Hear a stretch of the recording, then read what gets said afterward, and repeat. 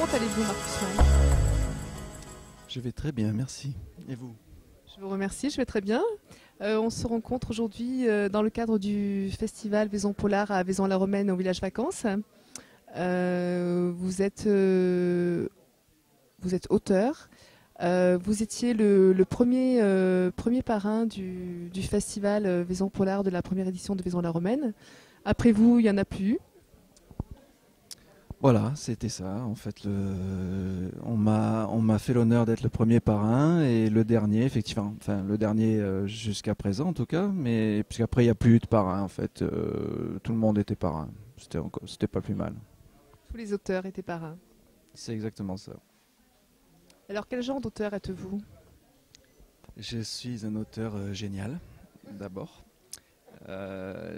Sinon, je suis un auteur donc, qui écrit à la fois pour les adultes, du roman noir, polar, roman noir, et j'écris aussi pour la jeunesse, des romans pour la jeunesse, et puis même des albums illustrés pour les plus jeunes.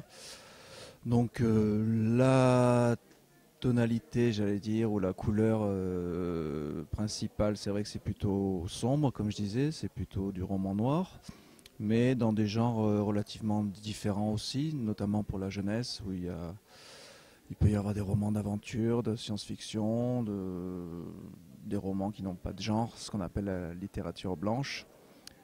Voilà, donc j'écris un petit peu pour tous ces publics-là.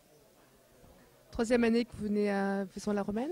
Vous étiez là l'année dernière aussi. Est-ce que vous avez l'intention de revenir à Vaison?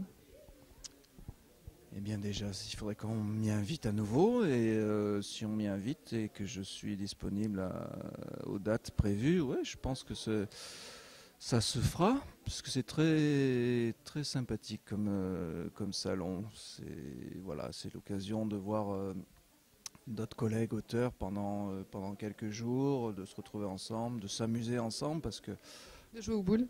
entre autres, voilà, de jouer aux boules, au baby-foot, au ping-pong, de faire des tas d'autres choses qui n'ont rien à voir avec la littérature d'ailleurs.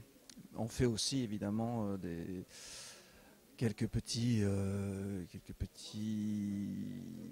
exercices de littérature, des conférences, des ateliers, des choses comme ça. Donc, mais voilà, c'est un mélange, c'est très convivial et très, très chouette.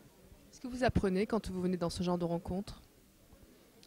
Alors j'apprends des choses, oui effectivement, parce qu'il y a d'autres auteurs ou d'autres personnes comme Claude Mesplet par exemple, qui sont des historiens du polar et qui discutent avec nous, et donc on apprend toujours des choses bien sûr.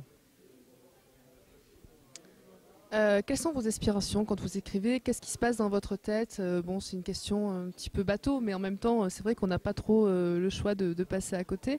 Quel est le déclic? Qu'est-ce qui se passe dans votre tête?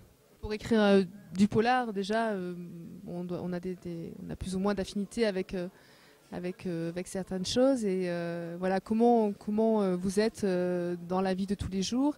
Et est-ce que à chaque fois que vous vous levez le matin, que vous passez votre journée, vous avez toujours dans un coin de votre tête ce que je vais écrire, ce que je vais pouvoir noter, quel va être mon prochain roman, quelle va être ma prochaine...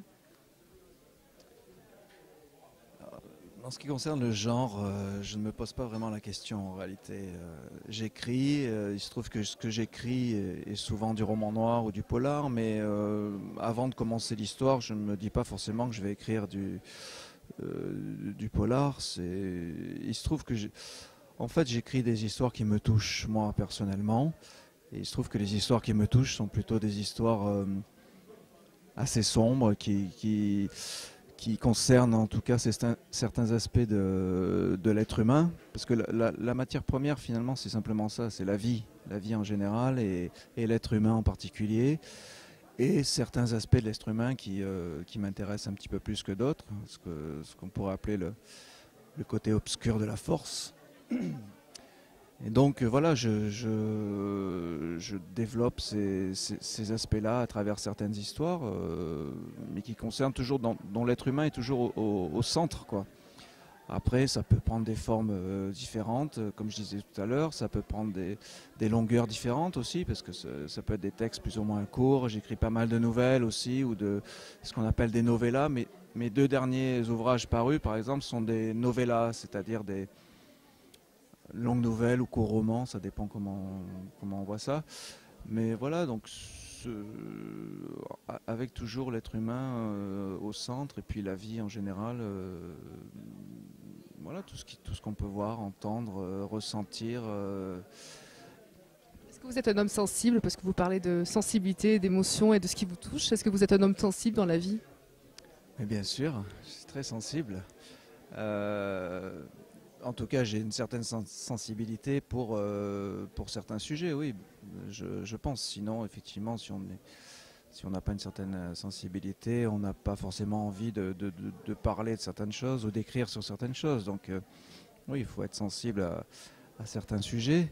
Mais après, je ne suis pas non plus toute la journée, comme vous disiez tout à l'heure, en train de me poser la question, qu'est-ce que je vais écrire, tout ça. Non, moi, j'écris régulièrement dans la mesure du possible. Donc, tous les jours, oui, effectivement, si j'ai pas d'autres obligations, j'écris tous les jours, mais une fois que j'arrête d'écrire, je passe à autre chose, quoi. Voilà, il y a quand même, c'est assez cloisonné quand même. Il y a des, Vous arrivez à avoir des idées roses? ouais, ça m'arrive, ouais, ouais. Je ne les écris pas forcément, mais il m'arrive d'en avoir quand même. Merci Marcus. Merci à vous.